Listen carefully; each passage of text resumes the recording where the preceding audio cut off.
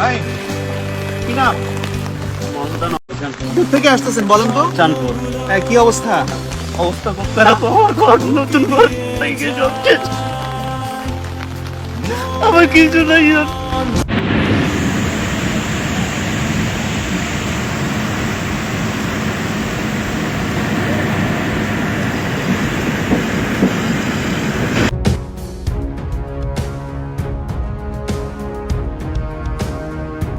বাংলাদেশের দুঃখের আরেকটি নাম হচ্ছে ফারাক্কাবাদ। এই ফারাক্কাবাদের কারণে প্রতি বছর বাংলাদেশের হাজার হাজার কোটি টাকা লস হয়। শুষ্ক মৌসুম আসলে ভারত পানি ছাড়ে না, আর বর্ষাকাল আসলে এক গাদা পানি ছেড়ে দেয় ভারত। তবে এখন বাংলাদেশের মানুষ চিন্তা করছে দ্বিতীয় ফারাক্কাবাদ তৈরি করার। ভারতকে টেক্কা দিয়ে দ্বিতীয় ফারাক্কাবাদ নির্মাণ করা সত্যি কি সম্ভব? যদি বাংলাদেশ দ্বিতীয় ফারাক্কাবাদ তৈরি করতে চায় তাহলে কত কোটি টাকা লাগবে? তো আজকের এই ভিডিওতে আমরা জানতে চলেছি বাংলাদেশ যদি দ্বিতীয় ফারাক্কাবাদ নির্মাণ করে তাহলে কত কোটি টাকা লাগবে, আর দ্বিতীয় ফারাক্কাবাদ নির্মাণ করলে বাংলাদেশ কি কি সুবিধা পাবে। তাছাড়া এটি নির্মাণ করতে বাংলাদেশকে কি কি চ্যালেঞ্জ মোকাবেলা করতে হবে।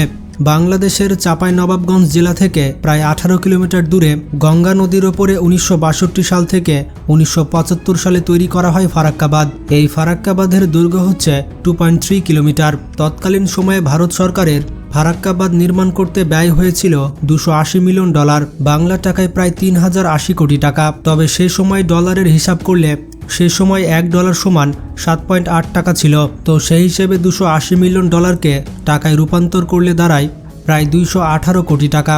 তাহলে আমরা বলতেই পারি 1962 থেকে 75 সাল পর্যন্ত দীর্ঘ 11 বছর ধরে ভারত সরকারের ফারাক্কাবাদ নির্মাণ করতে প্রায় 218 কোটি টাকা লেগেছিল।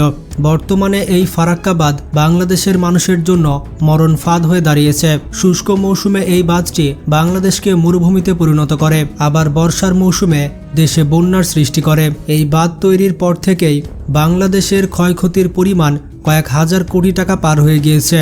এই পরিস্থিতি থেকে মুক্তি পেতে একটা সময় বাংলাদেশ সরকারও পরিকল্পনা করেছিল যদি ফারাক্কাবাদের বিপরীতে গঙ্গার উপরে আরও একটি বাঁধ নির্মাণ করা যায় তাহলে হয়তো ক্ষতির পরিমাণ পুরোটা লাঘব করা সম্ভব। কিন্তু পরবর্তীতে এই পদক্ষেপের কার্যকরী বাস্তবায়ন করা হয়নি বেশ কিছু সমস্যার কারণে। যদি বাংলাদেশ এখন ফারাক্কার বিপরীতে আরও একটি বাঁধ নির্মাণ করতে চায় তাহলে কত টাকার বিনিময়ে এই বাঁধ নির্মাণ করা সম্ভব হবে? আমরা অনেকেই মনে করি যেহেতু ফারাক্কাবাদ নির্মাণ করতে ভারতের মাত্র 218 কোটি টাকা লেগেছে তাহলে হয়তো আমাদেরও একই পরিমাণ টাকা লাগবে। আসলে এই ব্যাপারটা সেরকম নয়। চলুন তাহলে হিসেব করে দেখা যাক দ্বিতীয় ফারাক্কাবাদ তৈরি করতে বাংলাদেশের কত কোটি টাকা প্রয়োজন হবে। বর্তমানে $1 সমান প্রায় 117 টাকা, সুতরাং $280 মিলিয়ন সমান 3276 কোটি টাকা। তাহলে কি বাংলাদেশের দ্বিতীয় ফারাক্কাবাদ তৈরি করতে 3276 কোটি টাকা লাগবে? এর সরাসরি উত্তর হবে না, বরঞ্চ তার থেকেও অনেক বেশি টাকা লাগবে।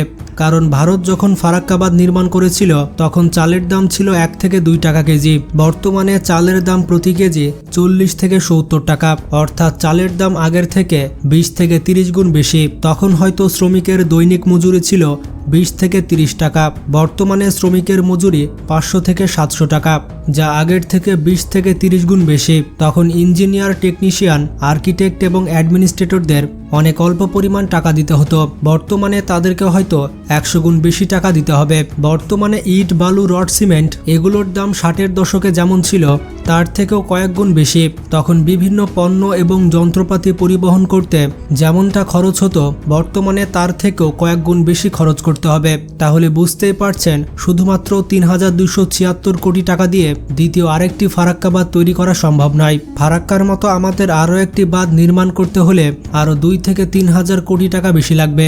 দ্বিতীয় ফারাক্কাবাদ তৈরি করতে হলে সব মিলিয়ে 10 থেকে 12,000 কোটি টাকা প্রয়োজন হবে। টোটালি বাংলাদেশকে $1 বিলিয়ন খরচ করতে হবে। যদি ফারাক্কার বিপরীতে আরও একটি বাঁধ তৈরি করতে 200 থেকে 300 কোটি টাকায় খরচ হতো তাহলে বাংলাদেশ সরকার একটি নয় প্রয়োজনে 2টি বাঁধ তৈরি করত। যেহেতু বাঁধ নির্মাণ খরচ অনেক বেশি, তাছাড়া আন্তর্জাতিক রাজনীতি বলে একটা কথা আছে, তাই বাংলাদেশের ইচ্ছে থাকলেও দ্বিতীয় ফারাক্কাবাদ তৈরি করা বাংলাদেশের জন্য একটু কঠিন হবে। তবে বাংলাদেশ যে একেবারেই তৈরি করতে পারবে না বিষয়টা এমন নয়। বাংলাদেশ যদি 30,000 কোটি টাকা খরচ করে পদ্মা সেতু তৈরি করতে পারে তাহলে 10,000 কোটি টাকা খরচ করে ভারতকে কেন থাপ্পড় দিতে পারবে না? বাংলাদেশের সকল মানুষ ইচ্ছা করলেই দ্বিতীয় আরেকটি বাঁধ নির্মাণ করা সম্ভব। ভারত যদি আন্তর্জাতিক আইন না মানে তাহলে বাংলাদেশ কেন মানবে? যে যেমন ব্যবহার করবে তার সাথে ঠিক তেমনই ব্যবহার করতে হবে। এতদিন বাংলাদেশকে ইচ্ছা মতো ব্যবহার করেছে ভারত, কিন্তু সেই দিন আর নেই। আপনারা কে কে চান ফারাক্কা বাঁধ ভেঙে ফেলা হোক? আপনাদের মূল্যবান মতামত কমেন্ট করে জানান। ভিডিওটি বেশি বেশি বন্ধুদের সাথে শেয়ার করে তাদেরও জানার সুযোগ করে দিন। তো ভালো থাকবেন, আল্লাহ হাফেজ।